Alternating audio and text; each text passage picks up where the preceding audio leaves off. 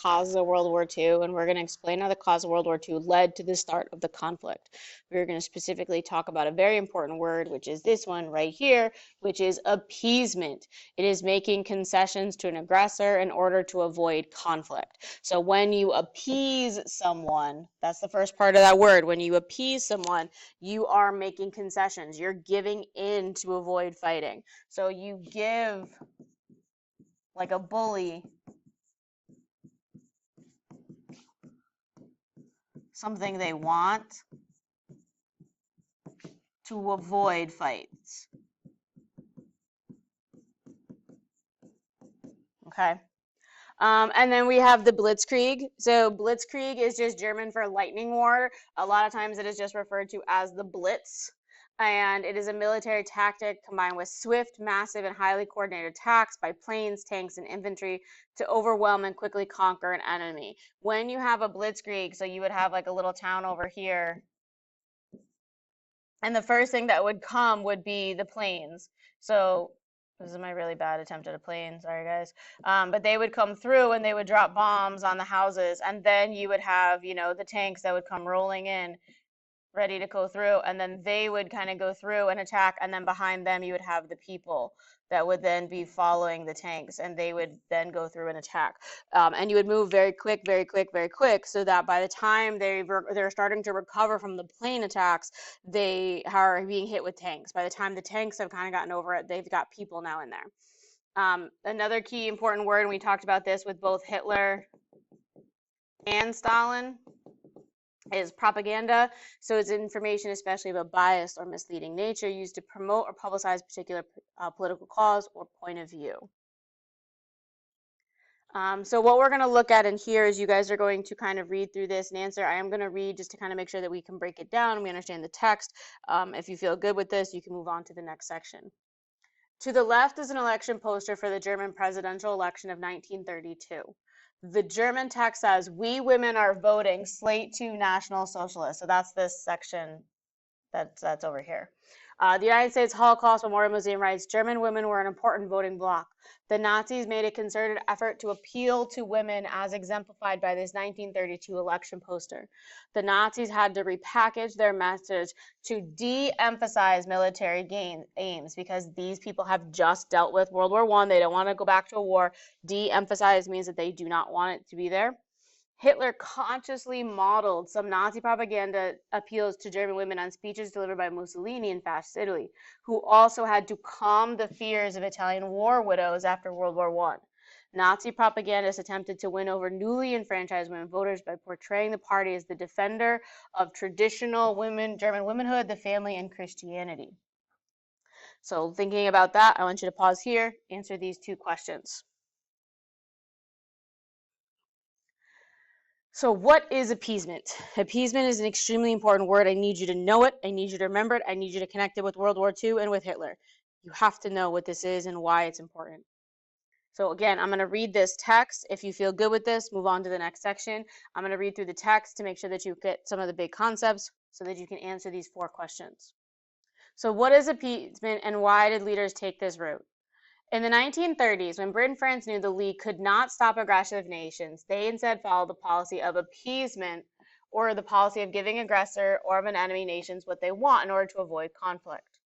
This term is most often applied to British Prime Minister Neville Chamberlain. We need to make sure that we associate always it with Neville Chamberlain's actions towards Nazi Germany in World War I, or in World War II. Between 1935 and 1939. There are several reasons why several Western democracies like Britain and France appeased Hitler. First, the British were not prepared to go to war and wanted to avoid war at all costs. They had, during the Great Depression, they cut all of their military aspects. If you've been watching World Wars Episode 2, you see that. They were not investing in the military, unlike Hitler. And wanted to, additionally, having remembered the slaughter of World War I, many leaders thought another world would destroy civilization.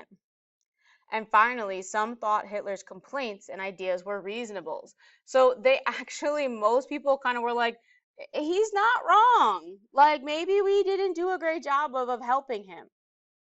From 1935 until 1938, Britain and France gave Hitler what he wanted, such as land, control over nations, and the freedom to remilitarize, because they assumed if they gave Hitler what he wanted, he'd eventually stop and war could be avoided.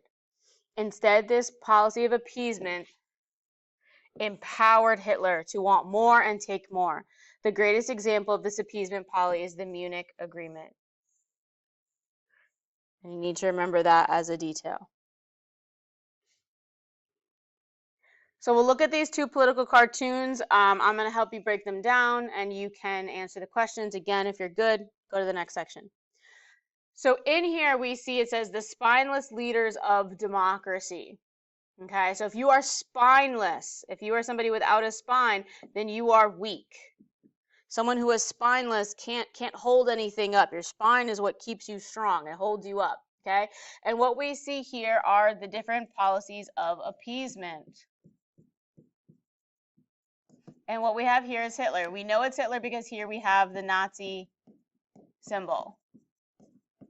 And what he's doing is he's goose stepping, which was a very famous way of walking for, German Nazi soldiers at this time, across the backs of these spineless leaders of democracy. And he's heading towards the boss of the universe. And even the title says the stepping stones to glory. Now, with this particular one, this was created by Dr. Seuss. You may not be able to see that in your paper, but Dr. Seuss wrote a lot of political cartoons for during World War II. And we know that these are Nazis because, again, we see all the Nazi symbols. And what might be hard to see is what's happening in here. So what we have in here, written on his, is the appeaser. And this is Chamberlain. Okay, and what he says is, remember, one more lollipop, then you all go home. Now, when you're looking at these, you kind of start to notice that one more lollipop is not going to satisfy these creatures that are in here. So pause here, take a look. What's the message of the first cartoon? What's the message of the second? So we're going to talk about two different aspects of World War II, the European front and the Pacific front. The European front is the war with Hitler. And then the Pacific front is obviously going to be the war with Japan. So it starts with the Great Depression. So the Great Depression hits worldwide, forcing Germany to be unable to make their reparation payments. Remember, their reparation payments was in part of the Treaty of Versailles.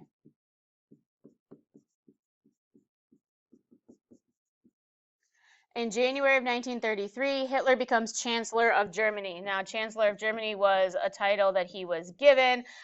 He kind of gets elected. Even what ends up happening is that the German people start to realize that it'd just be easier to give him a little side gig so that he can to get him to kind of shut up. From Chancellor, he becomes even more powerful. From 1935 to 1938, Britain and France gave Hitler what he wanted so war could be avoided, and this is appeasement. All right, so they gave him appeasement. In 1935, Hitler broke the Treaty of Versailles and started rearming Germany. When we say rearming Germany, this is the military. So if you remember, one aspect of the Treaty of Versailles was that Hitler was not supposed to have a big military. In 1936, Germany begins to recapture territories lost under the Treaty of Versailles, including the Rhineland. So he starts to expand. He starts to take things back away from France. In 1938, Germany annexed Austria and Czechoslovakia into the German Empire. This is after the Munich Agreement.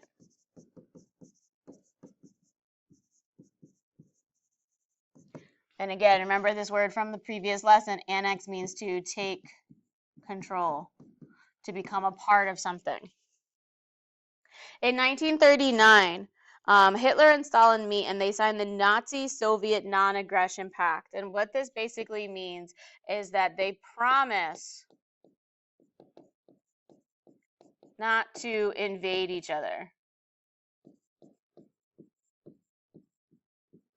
They're not allies. That's important to understand. They're not friends. They're not allies. They actually hate each other. They don't trust each other.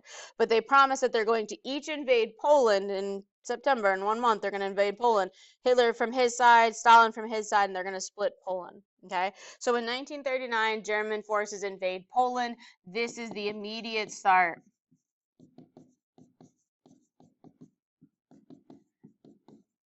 of World War II.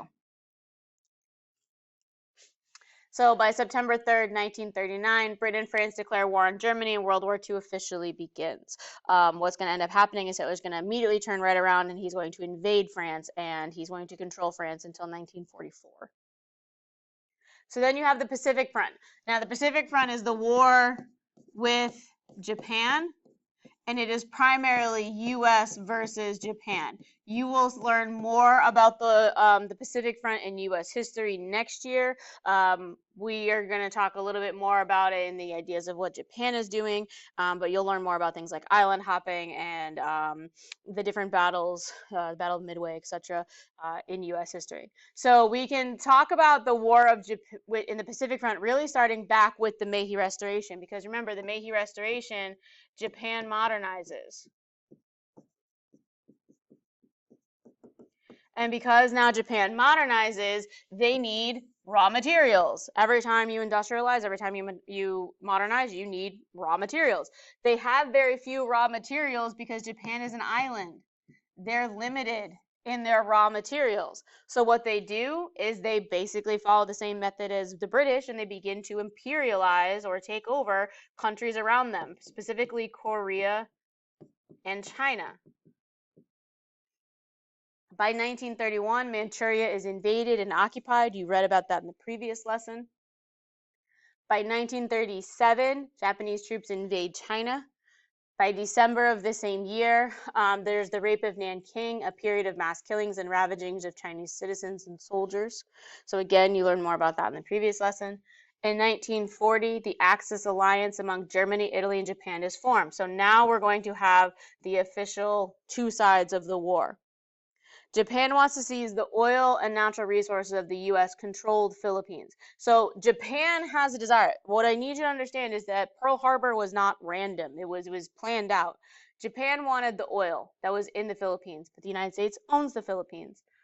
So December 7, 1941, Japan attacks Pearl Harbor and the U.S. enters the war. Japan attacks Pearl Harbor, and something like 10 hours later, they invade the Philippines.